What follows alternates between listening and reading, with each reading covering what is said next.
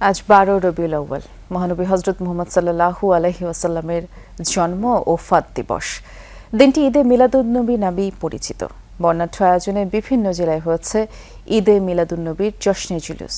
বিশ্বব্যাপী বিশৃঙ্খলা আর অমানবিক পরিস্থিতি থেকে উত্তরণে রাসূল সাল্লাল্লাহু আলাইহি ওয়াসাল্লামের আদর্শকে ধারণ করার আহ্বান জানানো হয় এই আয়োজন থেকে। সিলন টি রপ্তানিতে শীর্ষে। রাস্তা জুড়ে মানুষের ঢল। মহানবী হযরত মুহাম্মদ সাল্লাল্লাহু আলাইহি ওয়াসাল্লামের জন্ম ও ওফাত দিবস উপলক্ষে নারায়ণগঞ্জে বর্ণাঢ্য জশ্নে জুলুসে যোগ দেন হাজারো ধর্মপ্রাণ মুসল্লি।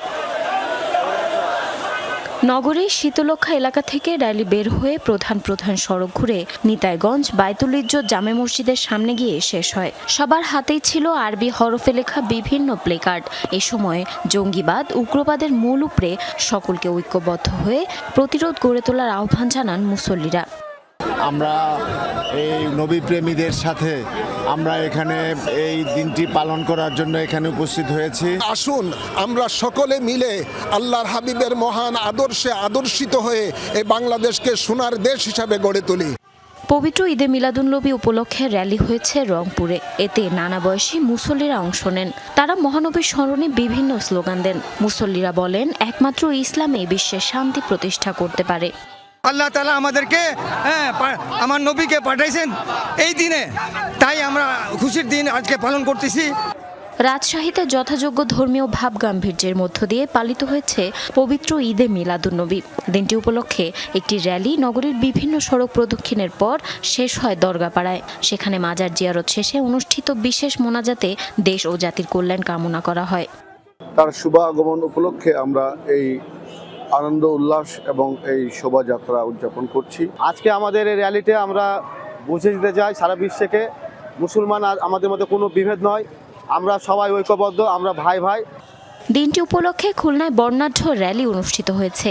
নগরীর শিববাড়ি মোড় থেকে র্যালিটি শুরু হয়ে খান জাহান আলী রোড, শান্তিধাম মোড়, রয়্যাল মোড় সহ বিভিন্ন সড়ক প্রদক্ষিণ করে ময়লাপোতা মোড়ে গিয়ে শেষ হয়। এছাড়াও দিনব্যাপী নানা আনুষ্ঠানিকতা হয়েছে।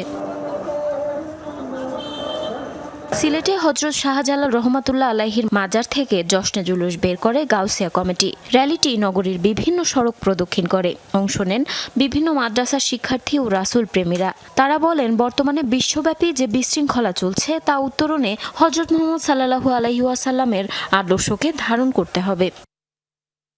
Alhamdulillah, summa alhamdulillah, we are the followers, we are the lovers of Rasulullah sallallahu alaihi wasallam. This is the only message I can tell you. মানবতার মুক্তির যে মহান দূত, সর্বকালের সর্বশ্রেষ্ঠ মহামানব মুহাম্মদুর রাসূলুল্লাহ সাল্লাল্লাহু আলাইহি সাল্লাম, উনার চেতনায় যেন আমরা জেগে উঠি।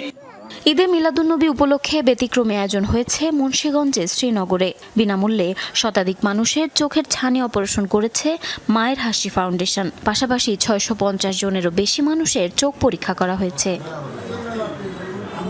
এছাড়াও দিনাজপুর, নাটোর, নেত্রকোনা, পাবনা সহ দেশের বিভিন্ন স্থানেও পবিত্র ঈদে মিলাদুন্নবী উপলক্ষে ছিল নানা আয়োজন।